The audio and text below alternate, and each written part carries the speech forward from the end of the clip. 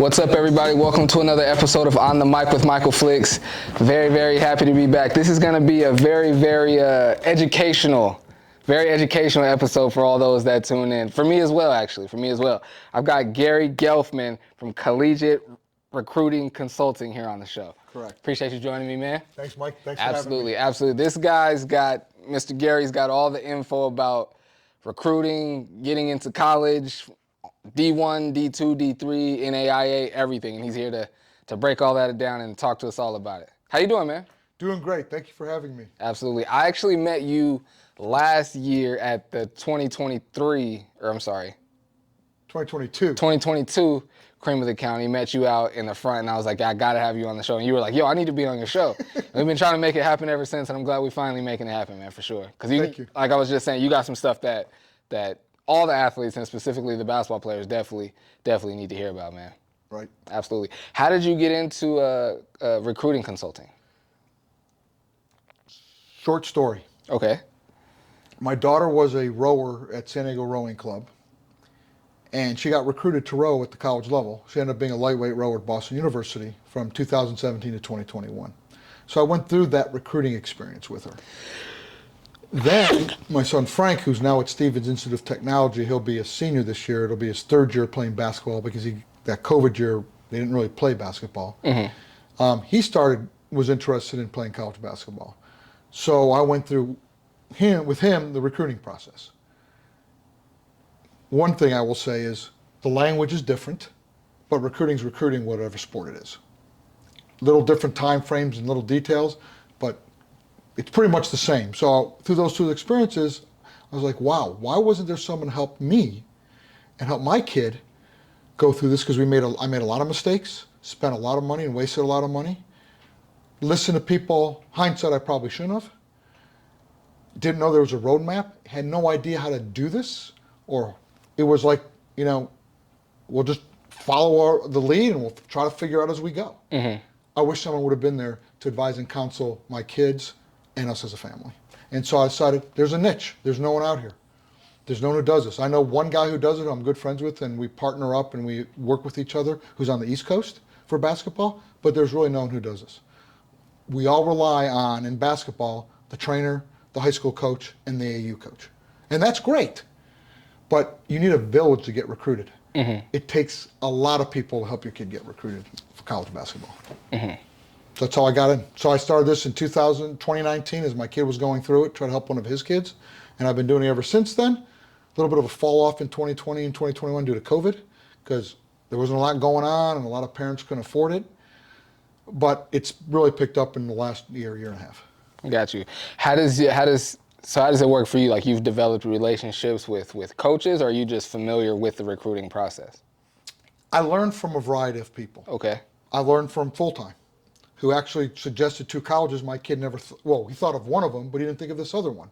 And both schools gave him a priority roster spot offer in Division III. So Aaron was helpful.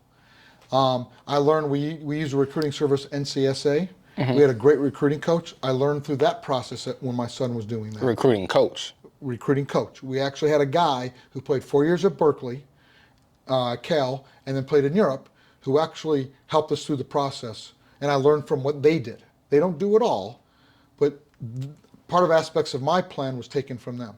It's not for everybody. So I learned through that process. Then I also learned from my friend on the East Coast, mm-hmm. who works with kids on the East Coast. He's been doing it for 16, 18 years.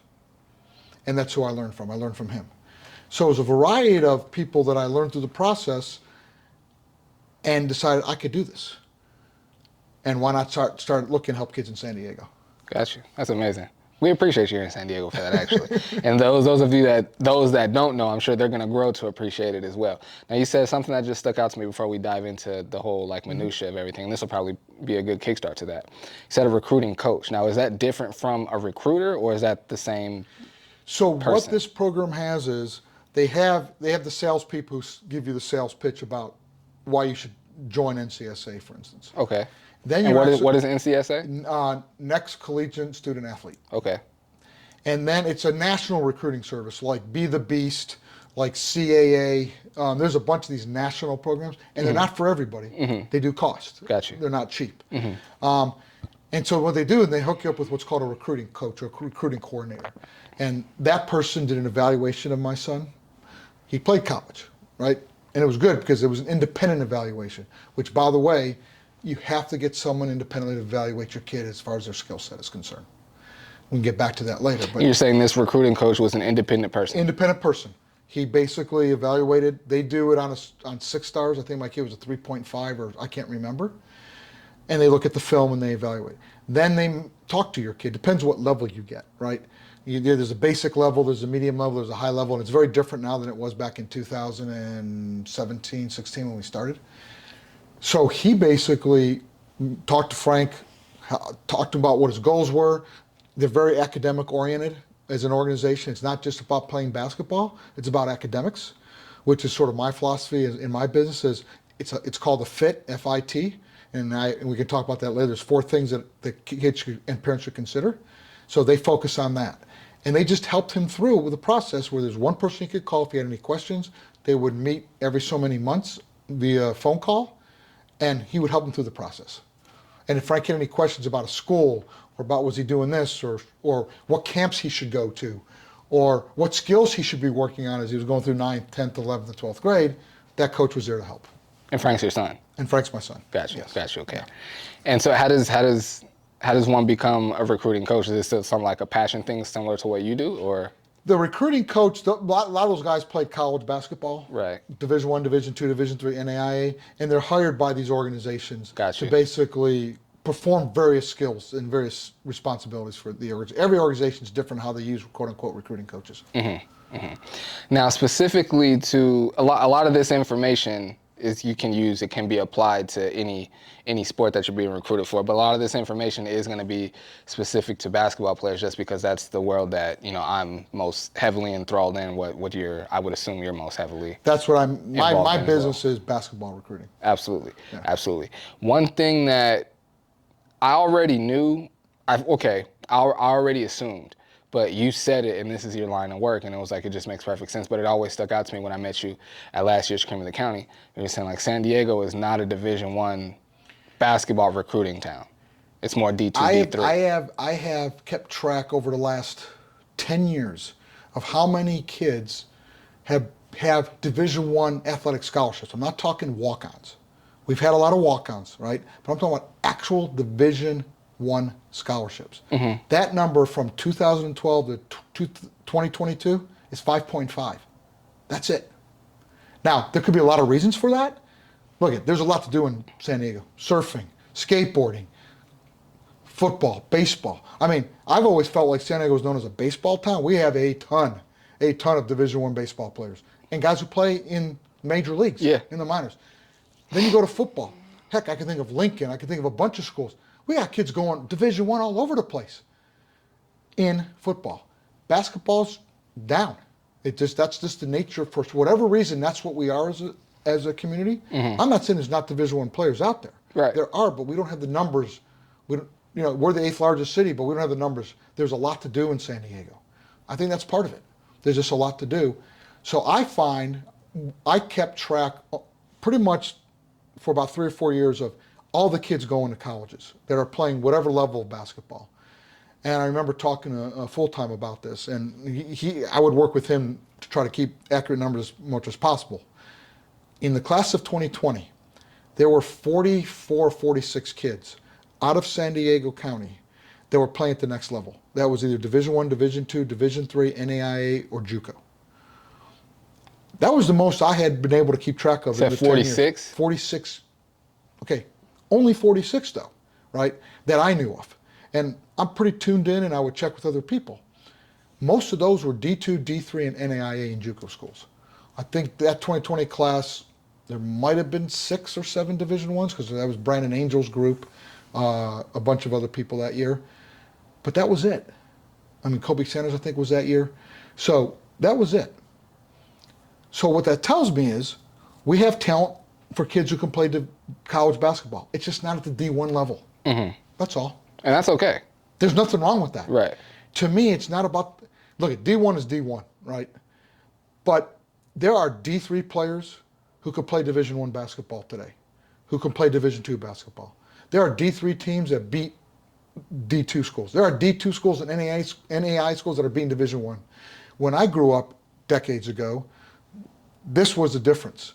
The difference nowadays is like this for a lot of reasons. The transfer portal, et cetera, et cetera. Kids' focuses are different, et cetera. Basketball, college basketball is college basketball. 4.6% of seniors per class play college basketball in this country. 4.6 of high school seniors get a chance to play college basketball. Wow. That's it. That's not a lot. But college basketball is tough. I tell parents all the time, if you don't believe me, go see a Division III game. Go see a junior college game. We've got some great junior college programs right here in San Diego. For sure. Go watch. Then tell them if your kid can play that level. Mm-hmm. Those guys are hungry at the junior college level. Those guys want to go to D1. Mm-hmm. They're 20, 21, 22-year-old guys coming out of the military or took off some years, going back to school. Yeah. They are talented. Mm-hmm. We have a lot of talent in junior college here. So any level to me, it's college basketball. And it should be an honor to play college basketball. Almost a privilege because there's only 4.6 nationwide that play it in the entire country. Right. Per senior class. And now another thing that really stuck out to me, you were saying which this is something that, I wasn't an athlete that was recruited. I got, at like one D3 and a bunch like little like JUCOs like recruit me to play football. So I wasn't like a player that was like recruited that way. So this isn't something that I would know.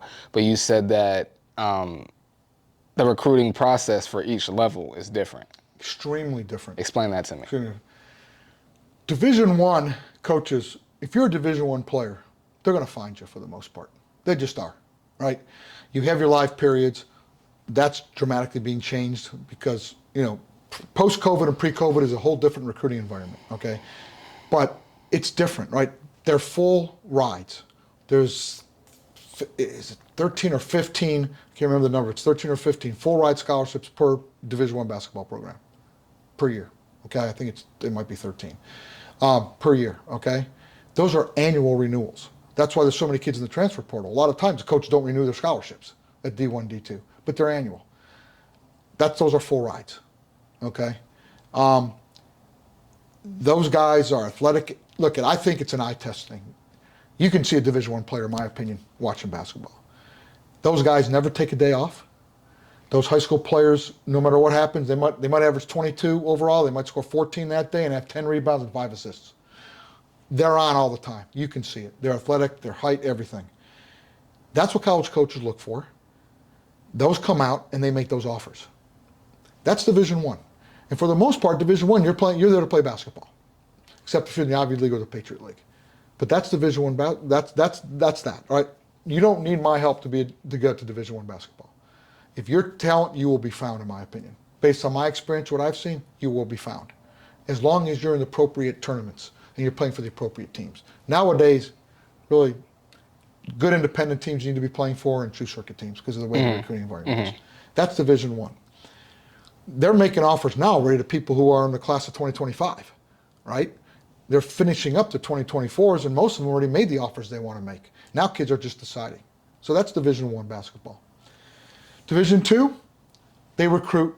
Division I's for the most part recruit nationally. Division II schools for the most part are more regional, right? They don't have the budgets, right? There's only 10 scholarships available, but they're spread out among 12, 14, 15 players. Maybe one player will get a full ride, okay? So that happens there. They recruit regionally.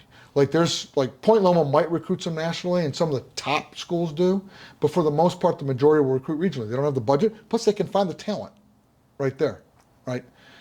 And then we could talk about it. That's changed also because of the portal. And a lot of times you'll get a scholarship. You might get $5,000 athletic, some financial aid, and some merit money. It'll be a combination to cover your academic costs. Division III's totally different. Division III, there are maybe 50 national division, maybe that might be an exaggeration, maybe more like 30 to 40 national Division III schools that will go around the country. You know where they recruit? Most of them will recruit at showcases or high academic camps that are on the East Coast or the West Coast. They will recruit in their region. Again, there's a lot of, one of the top conferences in Division III is the CCIW, which is a college conference of Illinois and Wisconsin. They're not coming out to California to recruit your kid. They can stay in Illinois, Indiana. They stay in the Midwest, they'll get your kid. They'll get who they need. That's mainly who they get. They recruit regionally. They have their own way of how they recruit, or they recruit at, they'll check out high schools or they'll check out AU tournaments in their region. No athletic scholarships at Division III at all. It's all merit money, academic money, need-based money, etc. That's it. So that's a different recruiting system than the way the other places recruit. And then NAIA, is it? NAIA is regional as well. Got you. Pretty much, NAIA has 8 scholarships that they can spread out among. NAIA is a great, by the way, it's a different association, by the way. It's not affiliated with the NCAA. You have to do your own eligibility. They have their own eligibility center in NAIA. If you're in NCAA and you're being recruited by Division I or Division II, you have to register with the eligibility center. Division III, you do not. In NAIA, you have to register with the eligibility center. Okay. Great programs. Those schools can beat Division I programs. There are some great athletes playing NAIA. 60% of them are religiously affiliated, okay? But they can do the same mix of athletic money, academic money, etc. They recruit and offer later in the year. It's sort of like Division I does it pretty quickly. The top Division III schools do it sooner. The low to mid Division III schools will offer in the spring of your senior year. Division II and NAIA are a lot of times, your second semester senior year. Some of the better ones, like Point Loma and them, the top ones might do it sooner, but they're a little later like that. I know kids who have gotten offers Division II and Division III May, June, July of their senior year. Wow. Interesting. It's rare, but it happens. So, how do I ask this question?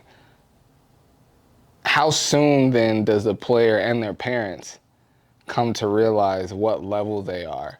And then upon realizing that, would you say it's a bad idea to be shooting for a higher division, like to have a goal to shoot for that, or should you kind of stay in the waters that you're used to, so to speak? I've struggled with that question over the years. Okay. I don't want to disappoint kids and ruin their dreams. I think you should have a dream.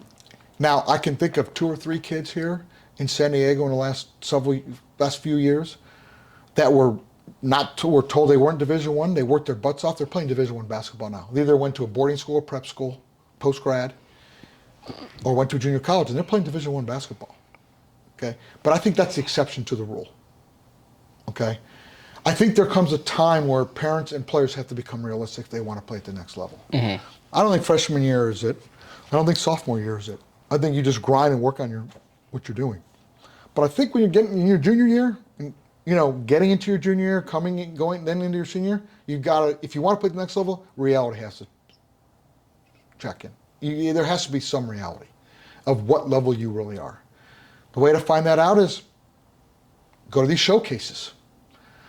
I have decided that, I had some 24s, and I'm now working with some 2025s. I'm planning on starting to look at 25s and 2026s more seriously, because you have to start sooner. Because the way the recruiting environment is, and the nature of what's going on now, you have to start sooner than before, especially at the Division II, Division III, and NAIA level. You just have to get on the coaches' lists. You've got to get people to start wanting to see you when they come to a showcase or something like that, or a tournament. But I think the reality has to, I don't know where that is. I've sort of laid out the fact that you're done with your sophomore year, you've played AAU basketball, you're going to showcases in the summer, now let's get a little reality check. Let's start seeing where you are. How do you find that out? Your high school coach. Maybe your AAU coach is going to tell you what they think you are. They may say, this is where you are today, this is what you need to do to get your goal, okay? That's okay, but at least you have some reality check in there. But the real reality is, Michael, in my opinion, is the marketplace. It's the college coaches. If you're playing in a tournament and there's a bunch of D1 coaches and you don't hear from a D1 coach and they've seen you play, the marketplace is speaking. That's really the reality. It doesn't make a difference what I think, what you think, what your high school or AU coach thinks. It really doesn't in the big scheme of things. The decision maker is the college coach. It's that simple. Now, do they make mistakes? Yes. Have they slept on kids, quote unquote? Yes. Again, that's a small percentage, right? And they take some kids that they think are better that don't turn out to be what they thought they were. That's a small percentage. I believe college coaches, the majority, make the right decision and they know what they're talking about. And that's really the marketplace. That's who dictates, to me, what level you are. So if you're at a showcase and there's Division I, Division II coaches, and then you go to another showcase or a tournament, and you're going into your junior year, and there's Division I, Division II coaches, and you don't hear a thing, and you reach out and you still don't hear a thing, or then you're probably not a Division I or Division II player, and that's okay. We have to get off the level of basketball and focus on what works best for the kid in various areas. What is it about what I call the fit? That to me is what's important. But you have to find out what your level is, and then have a plan to figure out how you're going to get to that level. Got you. Now you mentioned the fit, and it sounds like before you have an acronym for the FIT. Talk to me about that. The FIT, I can't get an F and an I and a T with it. Okay. I call it the fit. It's about academics. To me, what you should be focusing on, and this is my thing. Division I, division at any level. You want to go to college? Academics, athletics, social, cultural, and financial. If you're getting a full ride Division I, your financial's taken care of. But is the school in a location you want to play? Is the demographics of the student body going to work for you or the team? By the way, basketball-wise, is it a system you want to be in? Do you like the coach? There's like 30 questions I have that you could ask a coach to see if it's a fit for you. Are there 5 people ahead of you in your position? What's the coach's goal for you? That's athletics, right? How good is the team? Some kids I want to be at a competitive team. I want to be a team that always fights to make March Madness, whether it's Division I, Division II, or Division III. Some kids are like, I know they're a 500 club, but I want to go there because the academics are more important. And then do the academics work? Does it have what you want to major in? You know, the ball's going to stop bouncing sometime, right? For most college players, it stops after they graduate. So can you get a job? What's your alumni network like? What about the academic in the school is going to give you your ability to move on with your life? That's what's important. Those are the 4 things that I tell all my clients. That's the first thing we have to focus on. Some clients, they want more basketball. They don't care about the academics as much. Some clients, vice versa. Some, it's top academics, top basketball. So you have to figure that out. The parents have to get together and figure out what's the objective of what they want the child for them to do. Got you. I definitely I'm actually working on I don't know if it's going to be a show, like a consistent show, or if it's going to be like a one-time like content piece, but I'm working on a content piece for basketball parents. Like I want to do something where like basketball parents come in and just like voice different things, or like frustrations, different things they like about youth basketball, AAU as a whole. But in speaking about that, I wanted you to touch on, you said there was a dad that pretty much like messed up his player situation. If you don't mind speaking on it. I don't mind speaking. I will. There's been several parents who I know, who what I say have gotten in the way of their kids' opportunities for college basketball. I think it comes back to being realistic of the level of the kid. Okay, we're not a mecca of basketball.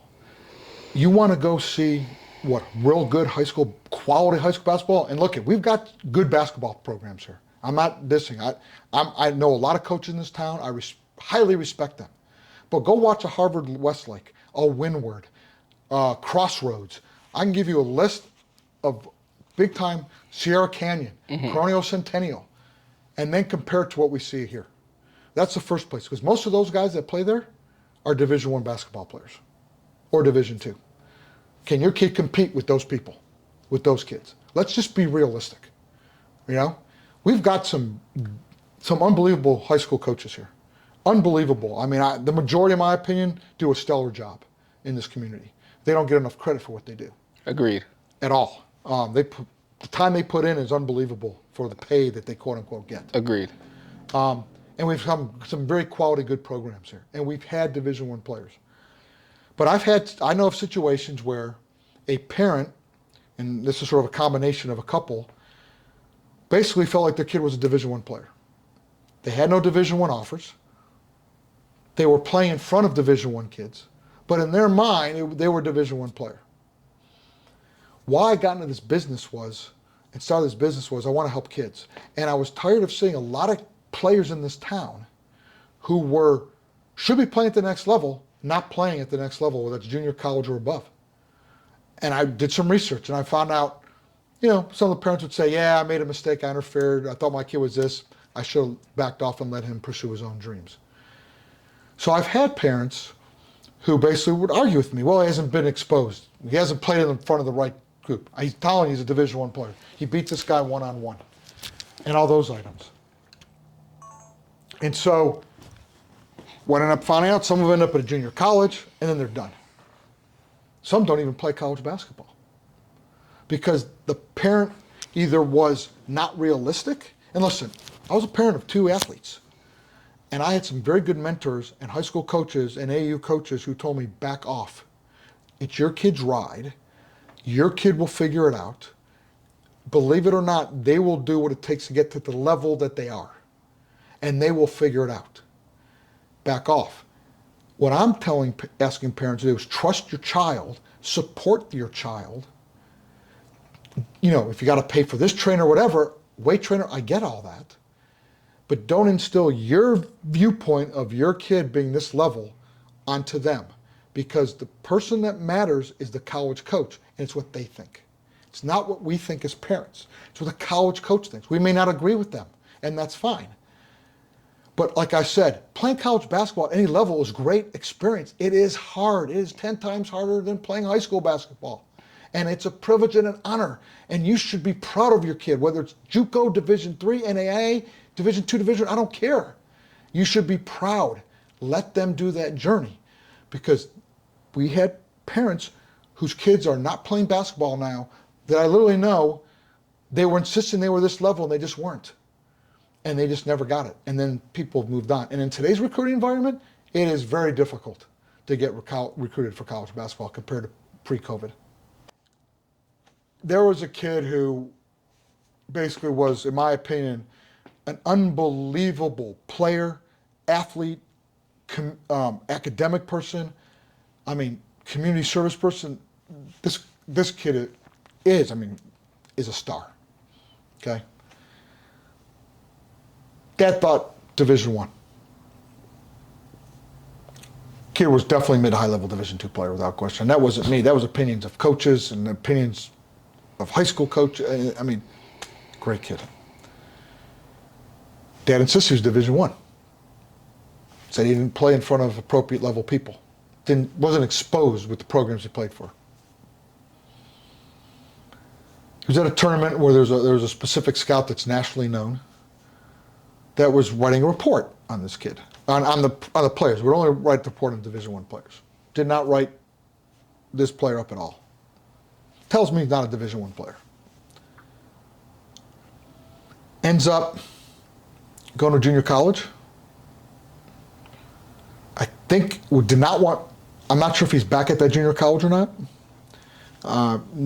The conversation I had with him was he didn't want to go back. I don't know if he's going back or not. That kid right now should be playing Division II basketball. This kid could play. He was a fabulous individual. But the dad's pushed and insisted to your Division I, your Division I, your Division I, sends him to a junior college, and he may be done. He may be absolutely done. They didn't want to listen to other people who were telling him. I wasn't the only one. There were a lot of people who are more knowledgeable than me trying to help this kid get to Division II. Mm-hmm. A medium to high level Division II player. And he could have been playing there. Heck, he would probably play. If he didn't get minutes his freshman year, he would have gotten minutes his sophomore year, which is actually this coming year, I believe. Disappointing. But I see that a lot. Mm-hmm. I see that a lot. And I just wish, that's an example, and I can give you a lot more of just, it's hard for parents. It's your kid. I understand that. I had 2 of them. It's very difficult. I understand that angst that a parent has. But I hear it from college coaches. I hear it from people who are respecting the industry. Parents, please back off. Let your kid do his thing. Your kid will get to the level that he is. He will get there. He will be there. He will get there. Trust the process of your high school coach, your AAU coach, your trainer. Trust the process, and you'll get there. But that's one example. There's a lot more. It always comes down to the evaluation of the parent of what they think the kid is. Mm-hmm. That's really unfortunate, man. It's really unfortunate, man. We're gonna a lot more talk around that topic of parents and youth basketball and AAU basketball for sure. That's gonna be interesting putting that together. But I think it's gonna be helpful, as that story was. But I think a lot more talking. I think if a lot more parents hear stories like that, both the successes of being in your child's corner in the right way, and then also the failures of being in your child's corner the wrong way. I think a lot of people need to hear both of those stories. Listen, I don't think parents have any evil toward their kids, Right. or any bad feeling towards their kids. We all get caught up in this. That's where we are in today's society. But we have to just back off on this. Our kids will be successful. My son Frank insisted he wanted to be an engineer, and that cut his opportunities like this. You start out with a big funnel when you're trying to play college basketball. He was a Division III basketball player. He had some Division II interest, but after his junior year, he missed half the season. He had some ankle injuries. That dropped off. That was hard for him. That was hard for us. Oh, wait, these two schools are looking at you? All of a sudden they're not interested? It was hard. But you know what? You move on. And he insisted, I'm going to find an engineering program where I can get a practical engineering education. That dropped the funnel. We were freaking out as parents. And I learned from him. I learned from my daughter previously. They really know what they want. They will find their way as long as we're there to support. They will find their way. And both of my kids did. My daughter had an unbelievable rowing career at Boston University. Unbelievable rowing career. And my son is having a great collegiate basketball career so far. And he's enjoying himself. And he was a captain last year, most likely will be a captain this year. And he's enjoying himself. And that's what counts. That's what really matters as a parent. Mm-hmm. That's what really matters. And we just have to, it's hard. I get it. We have to trust the process. We have to trust our high school coaches. We have to trust our AAU coaches. We have to trust they're doing what's best for our kids' interest. Look, I'm a lawyer. I could never be an engineer and do what an engineer does. I don't know all that business, right? Mm-hmm. Most parents just aren't educated about this process, about how offers come in, what offers mean, what are the differences between them. They're just not educated. It's not their fault. Who can actually make an offer. Who can make an offer. It's not their fault. It's not. Part of my goal is, besides helping kids get to the next level, is to educate parents about the basketball recruiting process, the differences, how it works, how it doesn't work. One of the differences between Division I, Division II, and Division III is Division I, Division II, when they make an offer, there's usually money behind it. It's like a contract, right? I'm giving you money, I'm making you an offer. If you accept, you're going to come play basketball for me. You sign what's called a National Letter of Intent, NLI. That doesn't happen at the Division III level. Division III level, they're called priority roster spots, right?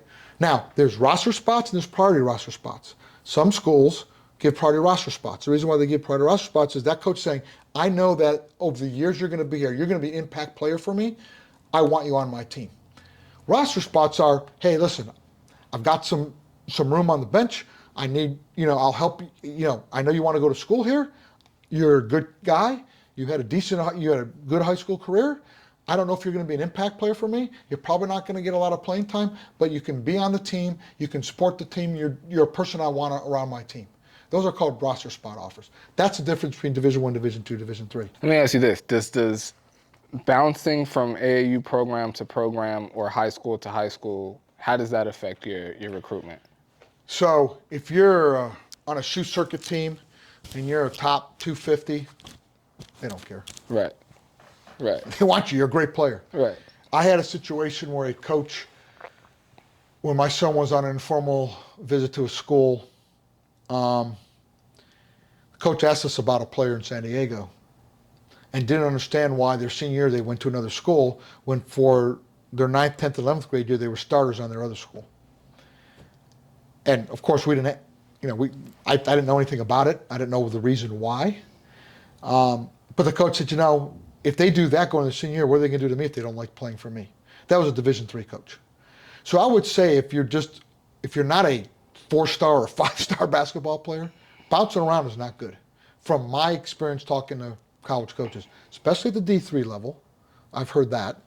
I've heard tangentially from looking at people I follow on Twitter or mentors or people I trust in the industry tell me that a lot of coaches don't like seeing kids bounce, because that indicates, well, a couple things. One, if they don't like it here, they're going to move. I can't afford that. it also says something, coaches believe it says something about the character of the kid. Going gets tough. Instead of the tough get going, they bail and they find a different situation. So I think it's a mixed bag. If you're top 4 or 5 star, happens all the time. It happens all the time. It's just not an issue. Mm-hmm. But if you're not, and a lot of time, and I have more knowledge with the Division III level, but I've heard it from other coaches, it is an issue. Mm-hmm. It is an issue. I remember hearing it, and granted, I graduated high school in 2006, so I'm almost 20 years removed from being in high school. But I remember a friend of mine, we were friends like from church, but he was, we didn't go to the same high school, but he was like one of the kids, not heavily recruited, but he was being recruited. But he went to like, I want to say in 3 years, he probably went to 3 different high schools.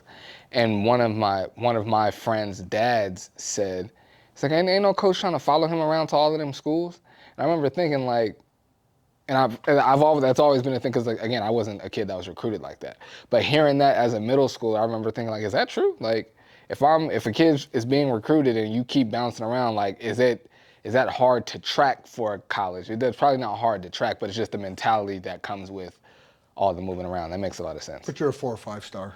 Right. It's not an issue. Yeah, for sure. Yeah. There's the 4 and 5 stars. They got a lot of leeway that a lot of people don't. Yeah, absolutely. And it's, you know what? A lot of people have like feel away about that, but I don't.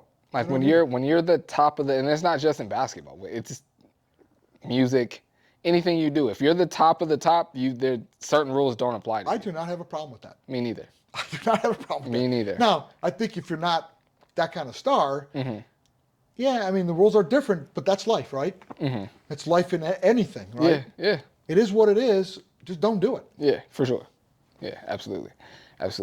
Man, I've learned a lot, man. I learned a lot. I feel like there's so much more that we could be getting from you right now, and there's so many other things that I should be asking you right now that I don't know. I feel like if I were sitting at home watching this interview, or if I were a parent, I'd be like, nah, ask them this, because I need to know this. You know what I mean? So I'm trying to like, all the things that I was curious about, I'm just trying to like make sure I'm not missing anything. Well, my big takeaway in how I operate my business is this. Parents, I want to be educated about the recruiting environment today. It just is not the same as it was pre-COVID. The biggest takeaway I want parents to take is this. The extra COVID year and the transfer portal are a huge impact in college basketball. And it starts at Division I and it trickles down all the way down to Division III and NAIA. It just does. It's a different world, right? There were a lot of empty gyms with coaches not being there this past April. Why? They were on campus looking at the transfer portal and having visits with kids who were in the transfer portal because they wanted to come play. That didn't happen pre-COVID, right? The transfer portal is blown up. There were 2,800 kids in Division I and Division II, the transfer portal. 45% of those kids are not playing anywhere next year. So the grass is not always greener. Wow. But those kids are taking high school spots that are playing. Right. Okay? Right. College coach, there's a great tweet by Coach William Payne, who I respect tremendously, who talked to a college coach. And I'm paraphrasing a lot of this. And I put it on my Twitter. I reposted it. Can't say retweet anymore because they don't use that word anymore. Right. I got to use X, I guess. Basically, the comment was this. If your kid's not good enough to play for me, I don't care what you tell me. He's not going to play for me because I have to put food on my table. This is my job. I am hired to win. And to be clear, he was saying, I don't care how nice of a guy he is. I don't care about all that extra stuff. If he can't play, I'm not recruiting. Right. And the other thing he said was if parents are a problem, or he senses parents could be a problem, I'm not recruiting your kid.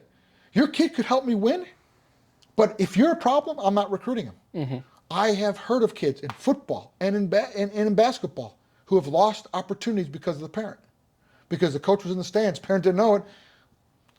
The parent is complaining about the other kids on the team, yelling at the official. That kid's written off. But it's different now. So the thought process, I'm a college coach at any level. I'm going to take a 21-year-old over an 18-year-old because that 21-year-old I know is seasoned and has played. So the transfer portal is an issue. And if they allow, right now, technically you're not supposed to be allowed to play immediately if you're a multi-transfer. But I know there's exceptions. There was a rule last year that they proposed that they were going to allow you to play immediately. So basically, you could theoretically play for 4 colleges in 4 years. Wow. Now, of course, there's academics. Could you get into the schools, et cetera, et cetera. That may be brought up again. If that happens, that transfer portal is what? Probably 3,500 to 4,000 kids? You know? So number one, it's harder. So what happens now? And then you have the extra COVID year, which, by the way, the year 24-25, that's the last year of that extra COVID year. That will be gone. But that is still a small percentage of kids. The bigger percentage is the portal. Also, what COVID did, it caused a lot of kids to say, I'm taking a gap year. I'm not going to college right away. So where'd they go? They went to a boarding school. Boarding school enrollment has increased. They went to junior colleges. So where's the Division I coaches? Of course, the shoe circuit, the top 250, 300 kids, maybe it's a little more than that. They're looking at them. Then next, let me look at the transfer portal. Then, can I get anybody out of JUCO or boarding school? COVID years in there, I'll include that as part of the transfer portal. And then they look at high school kids.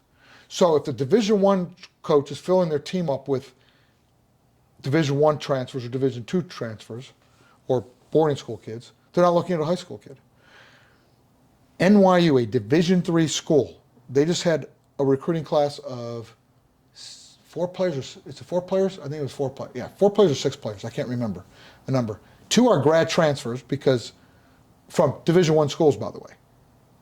Playing at NYU, a Division III school, they were Division I basketball players. They're doing a graduate program at NYU. They're playing at NYU for next year. Wow. 4 of their kids are boarding schools. They didn't take a high school kid. They took post-grad kids. 4. That's Division III. John Carroll University starting lineup last year was a Division I grad student who was a COVID type kid. I think 3 Division I players and a Division II player. That's Division III. So what I guess I'm telling you is, you start with Division I.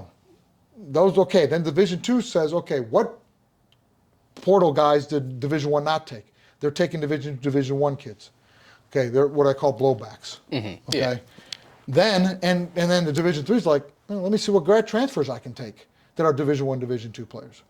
So the number of high school kids who are playing per year now in college basketball post-COVID has shrunk. When I'm saying it's 4.6%, it may be down to 4%. It's dropped because of the changing environment.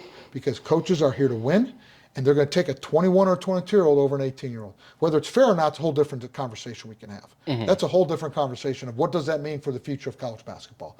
That has to do with NILs. That has to do with a lot of issues. I don't get into that.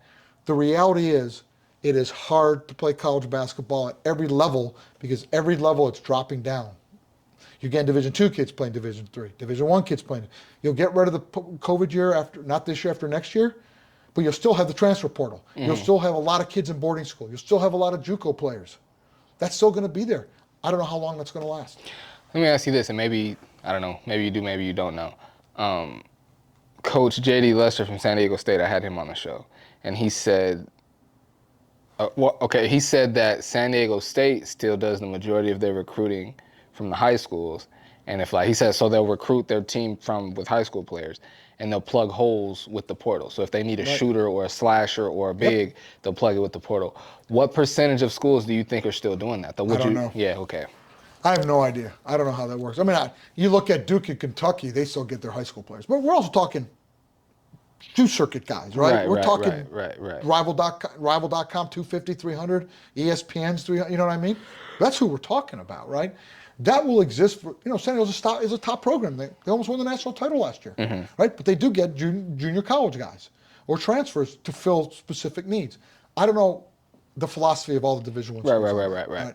I just know the aggregate numbers, they're shrinking. There are less. So you cannot do the same as what you did pre-COVID, right? So it goes back to the question you asked earlier, evaluation. If your kid is not a Division I kid, where should they be seen? They're going into their junior year. They're going into their senior. Where should they be? They're not a Division I kid, right? You have to have a plan. You have to have a strategic plan to get seen. You have to work to get seen, right? NAIA Division II and Division III recruit regionally, right? So, okay, how can I be seen? I always tell parents this. On the West Coast, including Colorado, there's 19 Division III schools. Everything else is, you draw a line from the West Texas all the way up the country, everything else is east. There's 402 or 404 Division III basketball programs. Only 19 are out here. Okay? That's number one. Number two, it applies for Division II. You draw that line up, NAIA is the same thing. The majority of NAIA and Division II basketball and Division I basketball, not as much. Division I is a little more spread out because you got the mountain conferences and things. But mainly, Division II and Division III and NAIA are east of that line. That's where the majority of the schools are. So if you want to play, you've got to get in front of those schools. You have to go to them. They are not coming to you if you want to look into the Midwest and the East. You have to go to them. So you have to go to camps. You have to have a plan. What are the good camps? What are the majority of those coaches going to be? How am I going to biggest bang for my buck? Playing on the West Coast in AAU tournaments all the time is not going to get you there. Now, if you want to stay on the West Coast, absolutely you should be playing in AAU tournaments. Absolutely you should be out here. That's how you're going to be seen. West Coast D3 schools will come out here. Like the AAU live periods on the East Coast, those D3 schools will be in those areas. Right? They'll go to Virginia, they'll be in New Jersey, they'll be in New York, South Carolina, etc. You have to be strategic. That's why I always tell parents, figure out what your goals are and what your kids' goals are. What are your kids' goals? Is there an AAU program out here that meets that goal for you? Play for it. Go ahead and try out for it, right? If that's what you want. If you want to be a great high school player, there's a lot of AAU programs you can play for. If you want to go to the next level, figure that out. Who should you train with? Be strategic about that decision, right? High school-wise. That's a big one. In some ways, maybe you should be strategic about what high school you want to go to be honest. So, some high school coaches have contacts. If you're really serious about that, be strategic about that. You know, does it fit your academic as well? Remember, academic, athletic, all that, right? Does that high school fit those criteria? Have a plan. Get educated, parents. Get educated, players. Learn what's going on. Figure out what your goal is. And if you're a Division I player, you're going to go that route. If you're a Division II player, Division whatever, figure it out and go that route. But be strategic about it. Don't just, I'm going to pay $5,000, I'll play in AAU tournaments, and my kid is a D1, and we'll see what happens. It's not happening. It's different now. So even if, just to be clear, so even if you're a Division II player, going to play on the, you know, I guess what I'm trying to say is, if you're a Division II player, you're projected to be a Division II college basketball player, but so let's say right now you're good enough to play in these tournaments where the Division I coaches are. You're not going to get a look, but you can blend in and you can be on the floor there. You're doing yourself a disservice to play in front of these D1 coaches when you're really a D2 player? Let me answer that two ways. Okay. First of all, a lot of times at these AAU tournaments, there are D2 coaches. Okay. I don't know a tournament where I've never not seen a D2 coach. So bottom line is, if you're a D2 coach, you should play in those tournaments because there's probably going to be a lot of the schools like the CCAA, the D2 program conference out here, Point Loma, those schools. They'll probably be there looking. So you should go. You should go to those. Okay. Okay. If you're a Division III player, and that's your evaluation, that's where you're comfortable, and your parents, okay, we know where you are. First question is, will there be Division III coaches on the West Coast out there? You'd like to know that. Because if you're looking around the country, you want to be seen in your backyard. Two, to me, it's the bang for the buck and what the family can afford. Again, it's not just a simple yes or no. If you really want to go on the East Coast, like I do a 2-week tour on the East Coast. We play in 3 camps where there's Division III and Division II coaches, East Coast, and we do 3 to 5 tours of colleges. We make that whole thing. Okay, so that cost, right?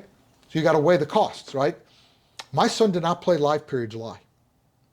You know what we did in the month of July? We spent 14 days, started in California, went out to the East Coast, went to some Midwest stuff, some East Coast stuff, camps, came back to California, finished with the high academic camp. That was 2 weeks, 22 games in 14 days. Okay? We didn't play live period. Like, why? Because my son didn't want to be on the West Coast. He wanted to go Midwest and East Coast. We had to go to where the coaches were, where the Division III programs were that he was interested in, that were interested in him and actually were recruiting him. There's a difference between interest and recruitment. They were actually recruiting. We had to go out there. He had to see him live. Now, if you're that, do you have the money to do both? then you play in both. Because I do think AAU does help you with your high school game. I do think playing basketball is a good thing. But if you can't afford it, you got to weigh what's more important, right? You just got to figure out what's more important. So that's why it depends on what your goals and objectives are, okay? Our goals and objective was to get recruited on the Midwest East Coast. Playing live period made no sense. It wasn't logical because no one was going to be out here looking at my kid.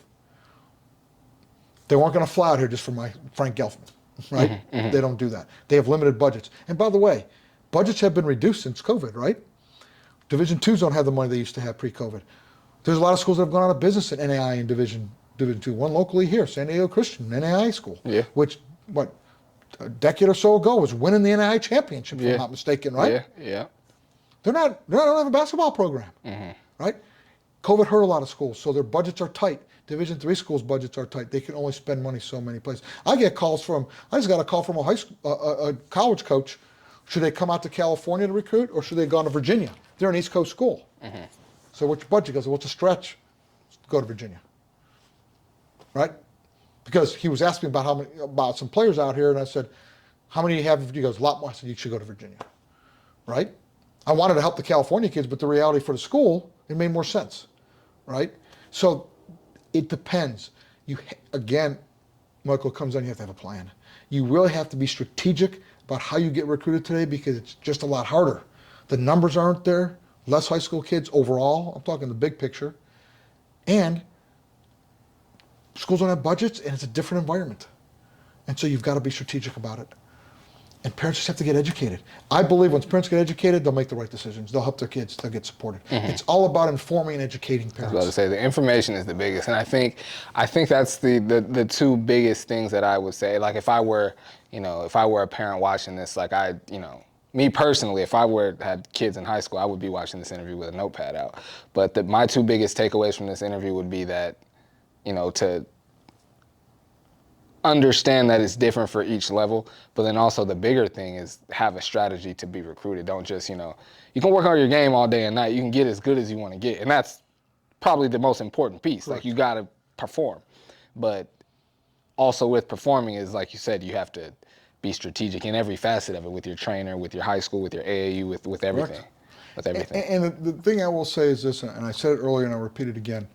It doesn't make a difference what I think, what your trainer thinks, what your high school coach thinks, what your AAU coach thinks. And we cannot get you an offer. Your performance gets you the offer. What you do in front of that coach gets you that offer, whether it's a priority roster spot or athletic scholarship. That performance gets you the offer. And you should be seen more than just once. Look, we're talking about high school kids. They will have bad days. College coaches know that. But the reality is, if they only seen you once and you have a bad day, you're done. So I always encourage my clients, let's be seen 2 or 3 times. I've asked college coaches this. By the way, a lot of stuff I'm telling you now is not my opinion. I talk to college coaches all the time to help my clients get recruited. And I ask them open-ended questions beyond my client. What's your thoughts about this? What do you think about the new recruiting rule? What are you looking for in recruits? What do you want? What's important to you? What's not important to you? What's your thoughts about this? How is recruiting go? What's different now than it was years before? Everything I put on Twitter is not my opinion. It actually comes from the college coaches I speak with. They're the marketplace. That's who makes the decisions. So I had a college coach say, listen, I'd like to, if you can get your kids out to, if I can see them 2 or 3 times, I'd rather see them 2 or 3 times. The better off the more they see you, if you don't have, because you're going to have a bad day. It's just going to happen. I'm sorry, it happens with the pros. You don't want to be only seen on that bad day. So you want to be seen a lot. And it's all about the performance. The only thing I can do, the only thing a trainer can do, the only thing an AU coach can coach is give you the skill set or give you the tools to put you in the right position to be seen. Once you're seen, it's all up to you. That's why we have to trust our kids, because the players are the ones who are going to make the offer happen, not this. It's not like, hey, who you know. That's what that other college coach said on that Twitter feed. It's, I don't care who you are or who your parents are. I want your kid, and that's who I'm looking at. Kid performs. Listen, I'm working with 2 now from Windward. All right, they're performing. They made the All-Star. Both of them made the All-Star game at Hoop Group when we were in Pennsylvania, in East Stroudsburg. All right, these kids performed. they are getting recruited by top-level D3s, and one of them is being looked at by low to mid-level D2s. Now, personally, I had an opinion of both of them, and I do have opinions, but I keep it to myself because, again, it doesn't make a difference what I think. I thought he was probably a low to mid-level D2 player. Well, a bunch of coaches confirmed it, right? That's what matters. All I can help is put kids in front of the people and get the parents to buy into the process and the plan, and the kid that executes the plan, they will play college basketball. Let the kid execute the plan, they will play college basketball. I'm convinced, and they will find what's important for them. I trust I trust kids in this generation. I trust them when it comes to this big decision. I just do.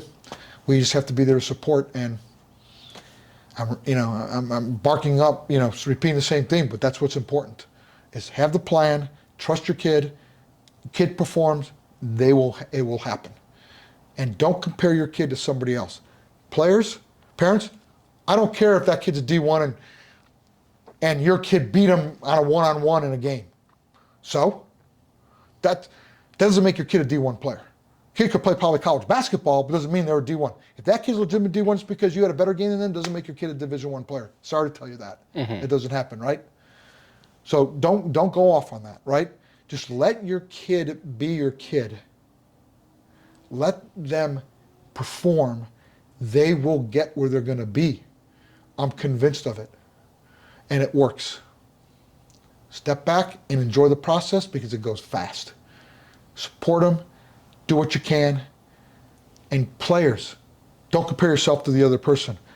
Keep your head down. I say this, block out the noise. Grind. Get in the gym. Get with your trainer. Work on your skills. Work on your basketball IQ. That will get you to the next level. Work on your fundamentals. Don't worry what's on social media. Don't worry about what people tweeted or posted. Block it out. Focus on yourself. You can control what you can control. You can't control what other people do. Control what you can control. You want to be a college basketball player? You will be a college basketball player. It is a tough grind. It's more than the 20-hour coaches that the NCAA allows, the coach observation. You're going to be in the gym on your own shooting. You're going to be analyzing film on your own when you're in college. I don't care what level it is. You're going to be hitting the weight room on your own. That's what's expected. It is a part-time job, Division I, Division II, Division III, JUCO, NAIA. It's 25 hours plus. My daughter did it in rowing. My son's doing it now. And by the way, you got to get your grades. It is a tough grind. But if you want it and you follow a plan and you enjoy it and you focus and you grind, you will get what you want. Absolutely. Absolutely. I think that's a great way to end it right there, man. Thank you, Michael. I appreciate it. I appreciate you, man. Collegiate Recruiting Consultant. Yes. Boom. Got it right that time. It's been another episode of On the Mic with Michael Flix. I appreciate you guys tapping in. I hope you learn, players and parents got lots of valuable information out of this interview. I appreciate you tapping in. Till next time, take care.